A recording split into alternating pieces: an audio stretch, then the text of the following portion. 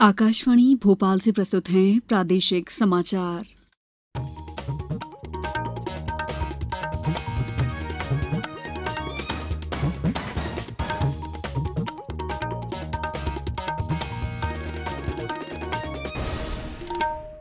नमस्कार, समाचारों के साथ मैं दीपा सिंह।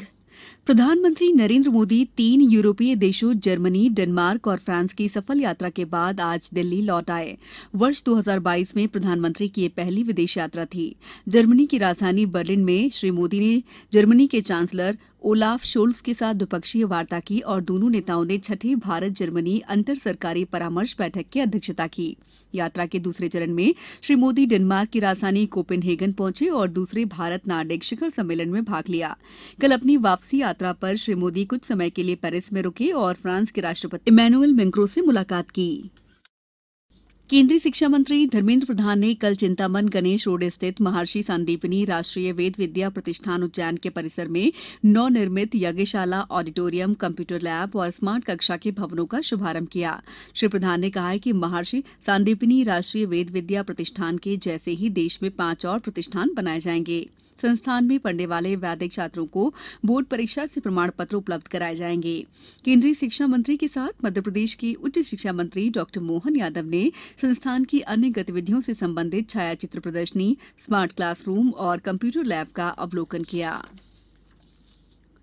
भारतीय रिजर्व बैंक ने नीतिगत रेपो दर में 40 आधार अंक यानी 0.4% की बढ़ोतरी की है। इसके साथ ही रेपो दर 4.4% हो गई है। ये वृद्धि तत्काल प्रभाव से लागू हो गई है। रिजर्व बैंक के गवर्नर शक्तिकांत दास ने कहा कि वर्तमान आर्थिक स्थिति के आकलन के आधार पर मौद्रिक नीति समिति ने रेपो दर में वृद्धि का निर्णय लिया।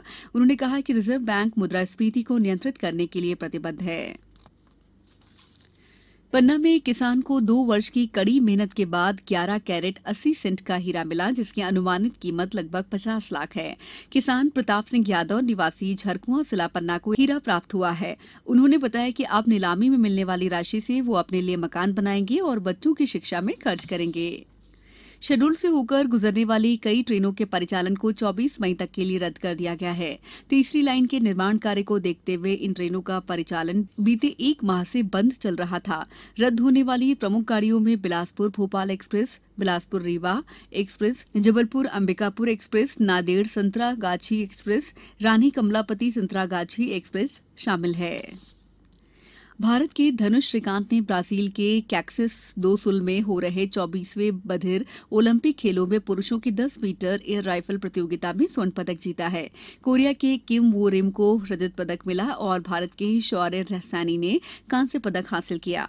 भारत की बैडमिंटन टीम ने भी स्वर्ण पदक जीता है। उसने जापान को फाइनल में 3-1 से पराजित किया। अंक तालिका में भारत को 2 स्वर्ण और 1 कांस्य पदक के साथ 8वें स्थान पर है। मां तुझे प्रणाम योजना में पहली बार वाघा बॉर्डर पर पहुंची प्रदेश की लाड़ी लक्ष्मियों के दल ने देश की सीमाओं के रक्षक वीर जवानों को सम्मान स्वरूप तिरंगा भेंट किया। मुख्यमंत्री शिवराज सिंह चौहान ने कहा है कि युवाओं का ये भाव निसंदेह भारत को सशक्त राष्ट्र बनाने में महत्वपूर्ण भूमिका निभाएगा। अब कुछ समाचार संक्षेप में। शहडोल जिले में समर्थन मूल्य पर अब तक 77,557 क्विंटल गेहूं की खरीदी की गई है।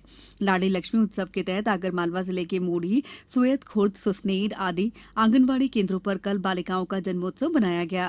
रेलवे भर्ती बोर्ड द्वारा आयोजित नॉन टेक्निकल पॉपुलर कैटेगरी परीक्षा में भाग लेने वाले अभ्यर्थियों की सुविधा को ध्यान में रखते हुए रेल प्रशासन ने जबलपुर नांदेड़ जबलपुर के बीच परीक्षा स्पेशल ट्रेन चलाने का निर्णय लिया है। नर्मदापुरम जिले के शिवपुर थाना अंतर्गत ग्राम भिलाड़िया कला स्थित नर्मदा घाट पर नहाते समय 12 साल के बालक की डूबने से मौत हो गई। मुख्यमंत्री शिवराज सिंह चौहान ने छिंदवाड़ा जिले के बांचा गोरा बांध में डूबने से 4 बच्चों के असामयिक निधन पर दुख जताया है। इस बुलेटिन में बस इतना ही। दीजिए इजाजत। नमस्कार।